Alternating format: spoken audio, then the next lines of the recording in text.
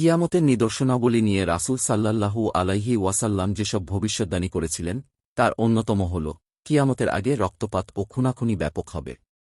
রাসূল সাল্লাল্লাহু আলাইহি ওয়াসাল্লাম বলেছেন, ওই সত্তার কসম যার কুদরতি হাতে আমার প্রাণ, ততদিন পৃথিবী ধ্বংস হবে না, যতদিন এমন পরিস্থিতি সৃষ্টি হবে না যে হত্যাকারীর জানা থাকবে না কেন সে হত্যা করছে, নিহত ব্যক্তিরও জানা থাকবে না কেন তাকে হত্যা করা হল।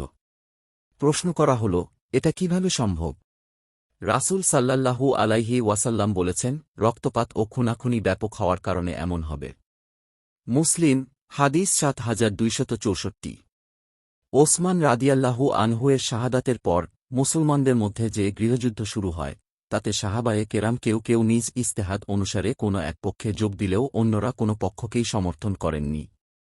উসামা রাদিয়াল্লাহু আনহু আলী রাদিয়াল্লাহু আনহুকে বলেন, আপনি যদি কোনো বাঘের উদ্ধত থাবার সম্মুখেও হতেন আমি আপনার সঙ্গ দিতাম, কিন্তু গৃহযুদ্ধে অংশগ্রহণকে আমি বৈধ মনে করি না। বুখারী হাদিস ৭১১৩। ফিতনা ও অন্তর্কলহ সম্পর্কে মহানবী সাল্লাল্লাহু আলাইহি ওয়াসাল্লাম সতর্ক করে গেছেন।